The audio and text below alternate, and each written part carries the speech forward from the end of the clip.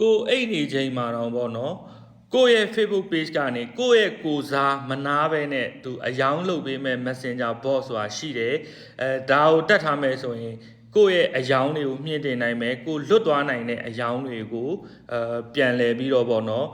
ကျွန်တော်တို့ကာကွယ်နိုင်မယ်ကျွန်တော်တို့တင်ထဲမှာဆိုရင် Messenger bot ကိုစနစ်တကျနဲ့တင်ပေးတယ်ကျွန်တော် Messenger bot ရဲ့အလုပ်လုပ်ပုံကြည့်အောင်ဗောနော်တင်တဲ့ app ဖို့တယောက်ကဗောနော်ကိုကျော်စင်မျိုးဆိုတဲ့တယောက်ကနေပြီးတော့ဒါ sample အနေနဲ့ပေါ့နော်တင်တန်းကို Messenger bot လေးတွေကိုနှိပ်ပြီးစုံစမ်းနေပေါ့နော်စုံစမ်းနေနောက်ဆုံးမှာကျွန်တော်တို့တင်တန်းကြီးလေးလွှဲလိုက်တယ်ပေါ့နော်တင်တန်းကြီးလေးလွှဲလိုက်တယ်နော်ဒါဆိုရင်တင်တန်းကြီးကိုသူလွှဲလိုက်ပြီပေါ့နော်လွှဲလိုက်ပြီဆိုရင်ဒါကျွန်တော်တို့ထပ်ပြီးတော့ပေါ့ဒီလွှဲလိုက်တဲ့သူရဲ့စာရင်းကို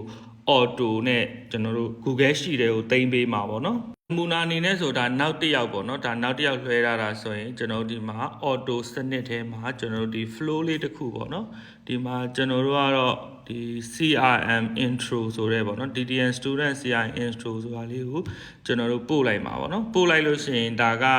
ဒီကိုယ့်ရဲ့ပေါ့နော်ကျွန်တော်တို့ဆိုရင်တော့ဒါသင်တန်းပေါ့နော်တကယ်လို့online စီးပွားရေး page တွေကိုဝန်ဆောင်မှုပေးခြင်းတဲ့သူဒါမှမဟုတ်ကိုယ်တိုင်ရဲ့ page အတွက်လုံးမဲ့သူတွေဆိုရင်တော့ဒါအခုလိုဝယ်ပြီးသားသူစိတ်ရင်းသွင်းဖို့ပေါ့နော်ကျွန်တော်တို့ဒီလိုမျိုး auto စနစ်လေးပို့လိုက်လို့ရတယ်ဒီ form ဖြစ်မဲ့ကိုနှိပ်လိုက်တာနဲ့ကျွန်တော်တို့ဆက်ပြီးတော့ကြည့်ရအောင်နော်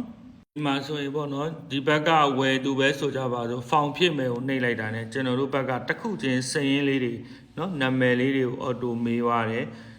ဖုန်းနံပါတ်လေးတွေမေးတယ်နော်တစ်ဖက်ကဖုန်းနံပါတ်ထည့်လိုက်ပြီဆိုလဲကျွန်တော်ဒီမှာလိပ်စာလေးတွေမေးတာပေါ့နော်ဒါလေးအကုန်လုံးကလူကလောက်ရှာမလို့ပဲနဲ့ auto လောက်သွားတာပေါ့နော်ဒီမှာနေထိုင်ရာမေးတယ် email ကိုမေးတယ်ပေါ့နော်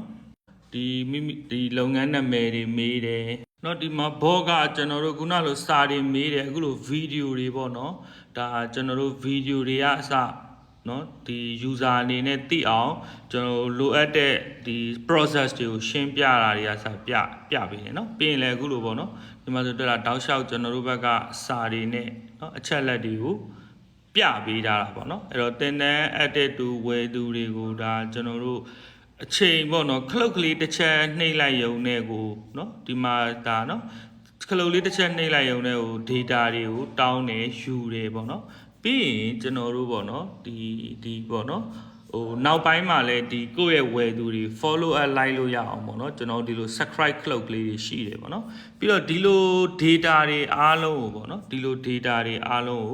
ကိုကျွန်တော်တို့ကအခုလိုမျိုးပေါ့ Google ရှိတယ်ဟို auto ပေါ့နော်ဒါတွေကအခုလေးတင်ဖြစ်သွားတဲ့ကိစ္စတွေပေါ့နော်အခုလေးတင်ပဲတခါတည်း Telegram user name ထည့်လိုက်တာတွေနာမည်တွေအကုန်လုံးကိုကျွန်တော်တို့ bot နဲ့ auto ယူလိုက်တာဖြစ်တယ်တင်တန်းမှာဆိုရင်ပေါ့နော်အခုလိုမျိုး Messenger bot ကို strategically ဘယ်လိုလုပ်ရမလဲဆိုတာတွေကိုပါကျွန်တော်တို့တင်တန်းမှာသင်ပေးတယ်ပေါ့နော်အဲ့တော့ Messenger bot သုံးမယ်ဆိုအဓိကအဖြစ်၄မျိုးပေါ့နော် lead generation bot လို့ခေါ်တဲ့ဒီဇိုင်းတွေကိုကိုယ့်ရဲ့ page ကိုရောက်ရှိလာအောင်ပေါ့နော်လုပ်လို့ရတဲ့ flow တွေစောက်လို့ရတယ်ပြီးတော့ customer service flow ပေါ့ခုနကတော့ကျွန်တော်တို့ပြသွားတဲ့ဒီတင်တန်းသားလက်ခံတဲ့အပိုင်းနဲ့နော်လက်ခံတဲ့အပိုင်းတွေဆိုတာကျွန်တော် customer service flow တွေပေါ့နော်ပြီးတော့ product recommendation ဆိုတော့ဒါကိုယ့်ရဲ့ဝယ်သူရဲ့လိုအပ်ချက်နဲ့ကိုက်ညီတဲ့ product ကို recommendation လုပ်လို့ရတယ်နောက်တစ်ခါ objection prevention ပေါ့နော်အဲ့ဒါကတော့ဒီဝယ်မဲ့သူတွေရဲ့စိုးရိမ်စိတ်တွေကိုဘောကနေပြီးတော့ auto ဖျောက်ပေးတဲ့စနစ်တွေကိုကျွန်တော်တို့သင်တန်းမှာလေ့လာရမှာဖြစ်ပါတယ်အခုလိုမျိုးစနစ်ကိုကျွန်တော်တို့က day 14 15 16ပေါ့နော်3ရက်ဇက်တိုင်း Messenger bot ကိုသင်တာဖြစ်ပါတယ်ကျွန်တော်တော့ကျော်စင်လက်ပါဒီ digital marketing diploma ကို3လကြာမျှဝေသွားမဲ့ trainer ဖြစ်ပါတယ်ဒါကတော့ဒီသင်ရိုးတွေက Messenger bot အကြောင်းလေးကိုပြောပြသွားတာပေါ့နော်အခြားသောအကြောင်းအရာတွေဖြစ်တဲ့ဒီ boost လုပ်တဲ့နည်းတွေပြီးလို့ရှိရင်ဟိုပါဘောနော် content strategy တွေ platform setting တွေဒါတွေအားလုံးကိုဝယ်သူရဲ့ psychology ပေါ်မူတည်ပြီးတော့ဘယ်လိုအသုံးချရမလဲမိမိအားသာချက်အားနည်းချက်ပေါ်မူတည်ပြီးတော့ဘလို့လက်တွေ့ဝင်ငွေရှာနိုင်မလဲစတာတွေကိုပေါ့နော်ခေစဉ်တွင်းကြအသေးစိတ်မျှဝေသွားမှာဖြစ်ပါတယ်